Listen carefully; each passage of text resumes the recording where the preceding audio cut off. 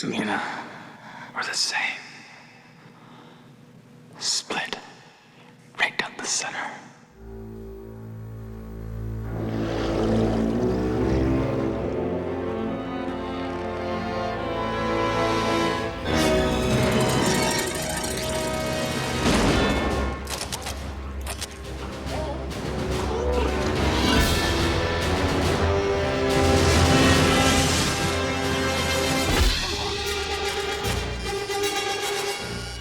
Meow.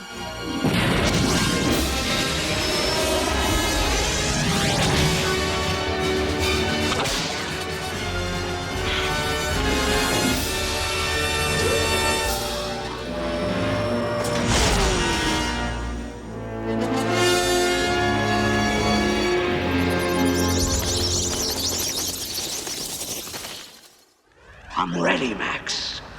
I've been down here too long. It's time for me to ascend, to re-emerge.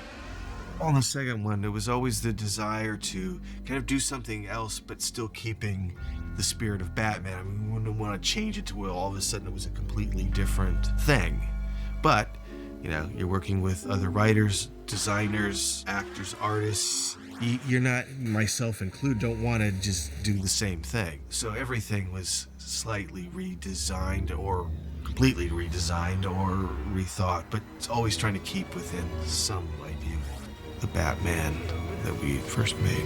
Tim and I had talked about it. We figured we had this pretty well wired, you know, what I did, what I didn't do, what I needed to do, what I absolutely didn't need to do, what was better for me not to do. And we thought, well, this will actually be easy. This will be one of those where you just show up, you know, turn around, look into camera, and people have spray a little sweat on your face like you just beat up 5 guys and go home. It turned out it wasn't like that at all. It did have a darkness and a complexity and a resonance that I think the audience at the times, a lot of people didn't expect. You know, it wasn't just kind of a fun, cool comic book movie. It was something more than that. Loose conversations about where the movie would go with input from the studio. They really wanted the Penguin because they sort of saw the Penguin as the number 2 Batman villain. We wanted to do Catwoman, so we wound up doing Penguin and Catwoman. And I did 2 drafts. It was a deal where the studio was now at the point where they wanted to proceed with the movie. And they said, Tim, come on, you gotta do it. You gonna do it or not gonna do it? And Tim was very averse, at the end of the day, to the idea of coming in and doing a sequel because he thought he'd kind of, you know, look, I've shot my wad on Batman. I've said what I have to say about Batman. I don't really know if I want to do this. And he was very reluctant to get involved. And finally, the way that they kind of got to him was to say, well, what if the second movie is really just a Tim Burton movie?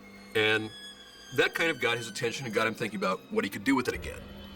You know, how extreme could you go with the Penguin? How extreme could you go with Catwoman? What if you didn't have to worry about, you know, sort of the fidelity to the mythology, all of that kind of stuff like that? I wouldn't have done it right after the first one because that was like the last thing you'd want to do was to go right into another one of those. So I did Edward Scissorhands after Batman, which was nice, a sort of different kind of experience, which was great.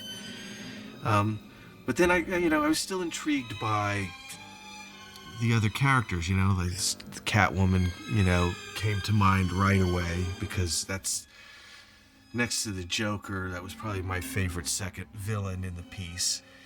And then that got us to thinking about, well, the Penguin, you know, you could find the psychological profile of Batman, Catwoman, Joker, but the Penguin was just this guy with a cigarette and a top hat, you know, and didn't really, what is he? So we then started thinking about, you know, Catwoman, Batman, sort of this animal people, and Penguin, and started to think about him, tried to find a profile for him. And so it was fun to kind of come up with a sort of bad freak, you know, but again, that duality of somebody who's been sort of wronged and you know, has that sort of split, not like dark, but sort of human animal, you know, and sort of using the animal motif as a strong image for the film.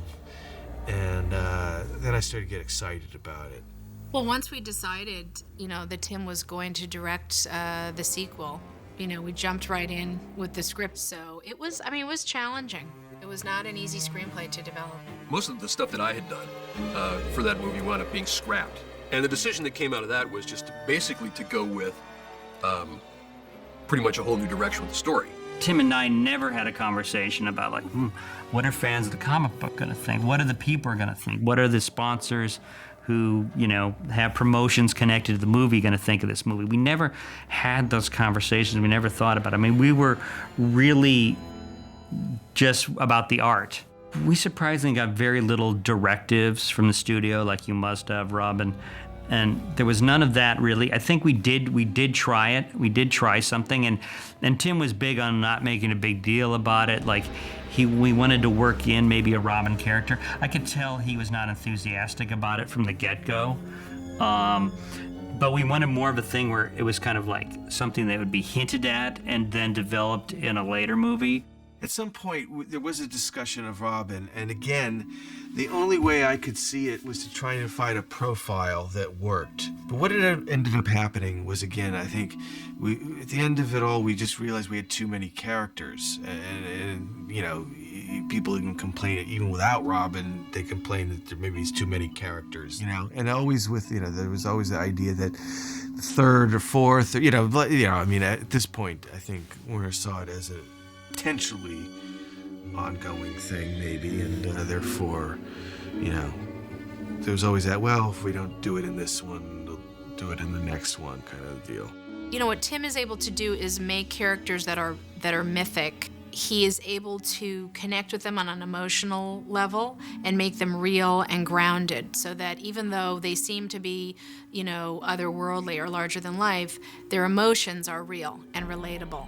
More than any other person who's interpreted Batman, that I really think that Tim Burton has the most in common with Batman. I remember hearing things like, in the first movie, the Joker's still the show, and in the second movie, he's hardly in it. It's all the Catwoman and Penguin, and I always felt that those people, for me, were missing the point of the character of Batman, where he is. That's why I didn't like Robin involved, just because this guy wants to remain as hidden as possible and in the shadows as possible and unrevealing about himself as possible. So, all of those things, he's not going to eat up screen time by these big speeches and doing, dancing around the Batcave, I always felt he was in at the right amount and the right sort of level of him.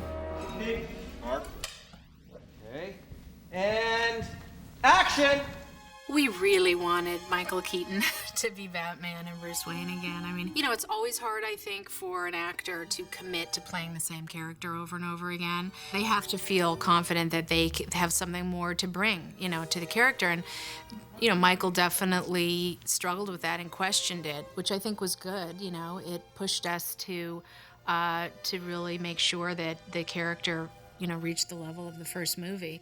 I think Michael was game for it. I think he was probably game for it the same reason I was, which is, he'd done the character and got to kind of revisit it with other actors and other people, other situations. So, I think that was probably the lure for him. I don't think it was the joy of climbing back into the suit, but I think it was for those reasons probably. The only challenge I thought of before I started was the mere fact that I had never done to a character twice. So I was interested in doing that. What I hadn't anticipated was that I was into my second or third day, I realized something seemed a little off, and what I think I was doing was imitating myself. You're playing the same character, so I had to keep thinking, well, I played this character, so what does he do here? And I excluded any other possibilities. So once I found myself saying, okay, this seems like what he would do here, but it doesn't sound right and it doesn't feel very right. So I found myself kind of doing an impersonation of myself, which was, first of all, impossible, and second of all, really strange. And so I just dropped that and said, no, you gotta just open up like it's the first time and just trust that, the character will be there, I guess.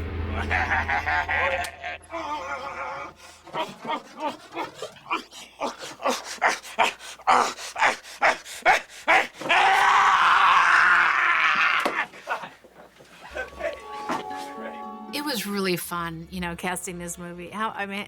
What a dream come true to have to cast the Penguin and Catwoman in one movie, And I think everybody always just automatically said Danny DeVito's a Penguin. Who else is going to be the Penguin? There was a piece in the paper. Somebody said, wouldn't it be cool if Danny played the Penguin? And I looked at it and went, wow, I never thought about that. That's how I sort of got introduced to it. Danny was the first and only choice for that. There's no question about it. And action, Danny!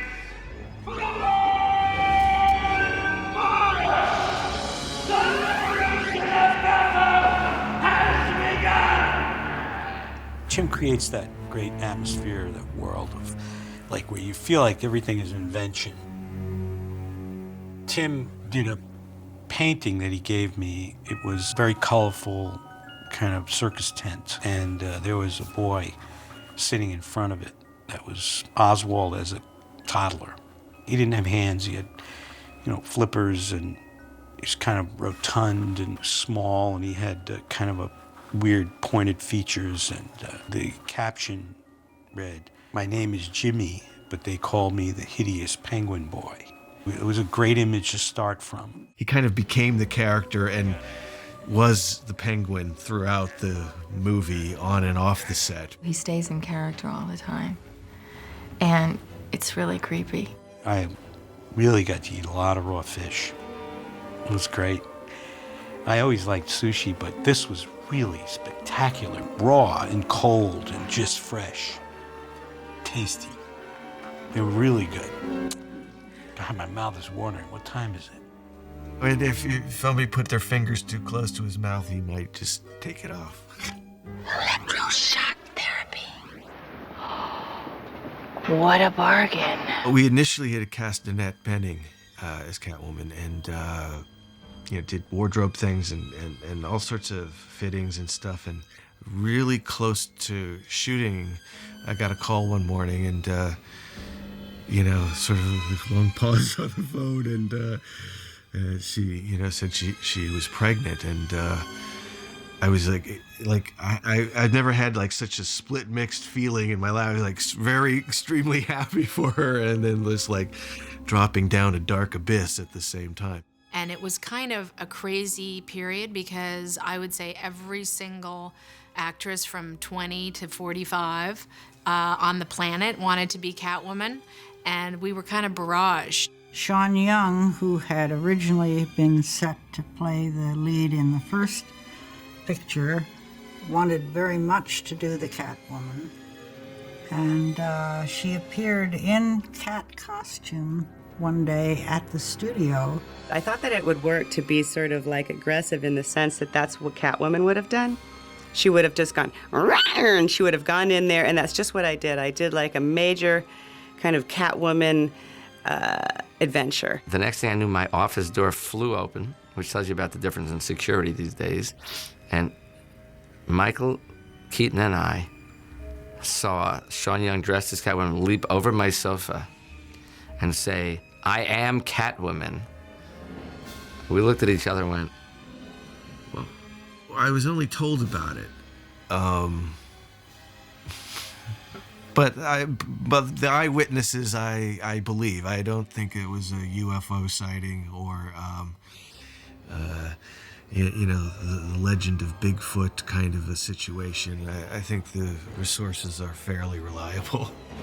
When Michelle Pfeiffer expressed an interest, something just clicked where we thought, she's perfect. She also could be both Selena Kyle and Catwoman. I met with Tim, and I found him very unusual and interesting, and he explained the part to me. And I thought it would be a couple of scenes and probably, not a fully developed character. Then, to my surprise, I read the script, and I found she was just very, actually more complicated than I could have even imagined, just sort of psychologically. And even now, people say to me, "Now, is she a bad guy or is she a good guy?" And the reason that is because the character always was kind of going from one side to the other. And I think that she was always good at heart, but was always running astray. Well, I tried to lick her, but they didn't put that in. The Penguin is very interested in getting close to that pussycat. The movie was very much shot out of sequence. So it was a challenge to know where I was half the time. And also, it's real ensemble, so every scene, every moment counts. You don't have a whole movie to develop a whole character, so it was actually one of the most challenging roles I've done. I wanted to talk to her about it before we started, because I kind of wanted to warn her about what she was in for, but I didn't, and I could only offer sympathy, really, and because there's no suggestion. You can't say, well, here's the way I deal with this kind of picture. She was very impressive. I mean, two things that impressed me extremely was when the cats were kind of bringing her back to life, her sort of eye flutter and her eyes opening up. I still find that really chilling and amazing and out. I mean, I don't know too many people that would do that. She did it several times. And no bird or person was injured. Here, look at this. Bob Kane. Excellent. Penguin, Catwoman, Joker. It's an early one. The Joker, the Penguin, Robin, Batmobile. The thing that changed from the first to the second was that whole dynamic of the franchise mentality. And so unlike the first one, before I start the second one, toy companies and t-shirt makers and are asking, well, what's this character going to look like? I was having these meetings where, I was like, well, we haven't designed the character yet. The prep of this film was pretty enormous. Just the set of Gotham City, detailed, beautiful, stylistic set. Bo Welch did an amazing job on this sort of neo-expressionistic, Germanic city that had such character and really was a character in the movie. We wanted it to be winter and Christmas and to actually snow inside the soundstage. The challenge is to create the atmosphere that this is going to be in, and that was about air conditioning sound stages down to a certain temperature and getting the breath and also creating an atmosphere for these real penguins. The second one was more difficult in the sense that we had weather conditions. We had to cool down the sets for the penguins. So we were in 100-degree weather, people in shorts in LA, and we're coming out of the stages in parkas and snow gear, and we have 3 people in full, costume, makeup, and dealing with all of that stuff. But again, it's the actors and the people that keep you going, really. What was fun about working with Tim was he actually was improvisational about his direction. And he actually did respond to what the actors brought to the space in rehearsal. Yeah. He doesn't have a cookbook approach to the shooting of it. His way of covering a scene wasn't conventional. It wasn't like close-ups over the shoulder shots, matching sizes. He did have a sense of how he wanted it edited, and there weren't that many choices. Really couldn't cut it like a dozen different ways because it wasn't covered that way. In the morning, I was sort of like on this assembly line, and I would be handed from one person to the next, and I felt like I was in Oz. Just my character was such a huge production every day. And it's not even to say what's going on with Danny, what's going on with Michael, what's going on with the set. They're moving buildings around, and I would get lost on the stage all the time because I would walk and they would have moved everything around, and I could never find my way to the set. That's never happened to me before. The first couple days, it was really fun to watch the expression on Danny DeVito's and Michelle's faces because they just looked absolutely lost. It was kind of sadistically funny to me because I knew exactly what they were going through. We tried to keep it so that Oswald was not just exposed to everybody on the set, on the lot, so they had this little thing. Tim made a kind of a canopy with the art department that I traveled to the set in this little kind of circus canopy. It was good because you could stay in character. You could just be Oswald, and everybody respected Oswald. They kept their distance, but the crew and the other members of the cast and everybody was really into it, and they were very respectful. About every 15th day that's usually where it rolls around with me, that I'm just kind of standing there waiting, and I kind of look at what everybody's wearing, I look at myself, and it gets really tremendously absurd. You know, you kind of step outside yourself and you realize this is really nuts what we're doing, and really kind of goofy. It's really a strange experience, and instead of kind of saying, I've made an enormous mistake here, you just gotta kind of laugh and say, well, here we go. It was more fun to see two other people do it, because at first, you know, I looked at Jack and, you know, reminded him now and then that we were both grown men doing this. I just wanted to check in every once in a while. But this time I figured, hey, if I go down, I'm going down with two other people. So, you know, we're all going down in dumb suits. Yeah, I mean, people would start to laugh, but it would be for different reasons. Some reasons would be just the absurdity of it. I think some of it was just exhaustion and, like, insanity. But it was easier for me to laugh because I'm looking at him from the outside, looking at the whole thing. And so sometimes I'd start laughing, and they probably thought, like, what am I laughing about? It's not funny, you know. Why'd you get in this costume? But there was some catching themselves in the mirror and seeing what was going on kind of a thing. But to their credit, they always kept it, you know. They found the right level of keeping it real and finding the humor when it was there. I had an experience with a monkey, which was like harrowing. We were doing the scene in the lair when Batman sends a note with this little kind of rhesus monkey. Now I get in the character. Oswald is not. It's not me going over, be gentle with the monkey. I see a monkey come down and I start walking over with a note, right? And the monkey comes halfway down, sees me, and goes berserk. You know, and we did it again. We went back and, you know, did it again. And the monkey got kind of used to me. And, you know, we're very friendly now. The monkey and I, we spent last weekend at Shutters at the beach. Obviously, I like the fact that it, you know, there's no pre-sound. It's just, you know, keep the shock of the explosion there. You know, in terms of the post-production of the movie, it was really kind of scary because we had a summer release date. You know, you have to release these movies in the summer. You know, we had a very tight schedule. And this was, you know, 13 years ago now. We were in production. And, you know, it was before computerized editing. It was before all these, you know, CGI techniques that we have today. It was very different time in terms of making a special effects movie. And it was kind of touch and go for a few weeks there. Would we get the film ready? But, you know, we pulled it off. We pulled it off almost to the last minute.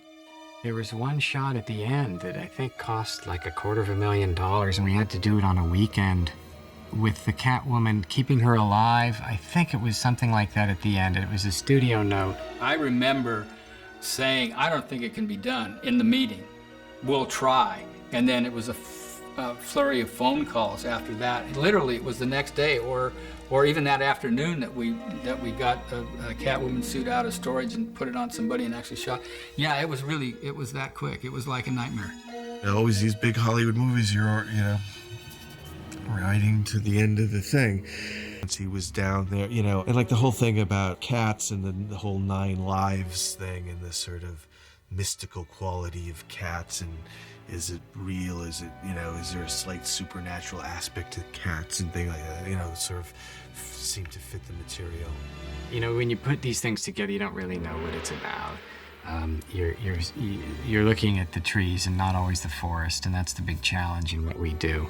So when it's finally together, especially with Tim's movies, who is really, because he comes from an animation background, he more has a clear idea of what the end result is, compared to a lot of directors who are very talented but find their way to that end. I know I've seen the movie with audiences much more than Tim has. That, like, I actually go to, like, a lot of the theaters, and it was always great. The lights coming up after Batman Returns, and it was like, you know, kids crying, you know, people acting like they'd been punched in the stomach and like they'd been mugged. But, you know, part of me relished that reaction, and part of me, like, to this day, like, oops, you know. One person would come in and go, oh, this is so much lighter than the first movie. And the next person would come and go, oh, this is so much darker than the first movie. And it's like, well, light and dark are, you know, they're they're opposites. So it's like, how can something be, and it was like 50% passionately one way, passionately the other. And I thought, this is an odd dynamic. This is quite interesting. I remember like one write-up, I think it was in the USA Today, that basically panned the movie and said it looked like it was shot in an inkwell, which I guess is really a compliment, you know. But at the same time, I don't know that I took it as a compliment. I took it as really kind of a criticism or a put down of the movies, because I don't think it came out to generally good reviews, even though it was the #1 movie. But a lot of people accused the storyline not being developed or meaningful in some kind of way. So I thought it was a bit misunderstood. I did hear of somewhat of a backlash that it was too gross, you know, we can't have black stuff coming out of his mouth. The movie itself, apart from, you know, being a merchandising machine, you know, apart from all the toy sales that it's supposed to generate, the movie itself was never presented as, you know, a child-friendly movie. And so I just think it's a mistake of perception. I think, you know, the parents who complained just got it wrong. But there was no attempt to deceive anyone. I really dig the fact that even now I can, you know, kids come up to me and if they don't know that I played the Penguin, once they do, you know, they're really, you know, charmed by it and taken by it. So you get into that kind of milieu of it all, and you say, yeah, it's great to be part of it. I'm really happy to be part of the Batman family.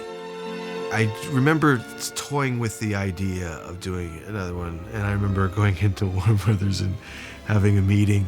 I'm going, you know, you could do this, we could do that, and they go like, Tim, don't you want to do like a smaller movie now, you know, just something that's more, and like about, you know, half hour into the meeting, I go, you don't want me to make another one, do you? And they go, no. And I just said, no, I know you did. And so we just stopped it right there.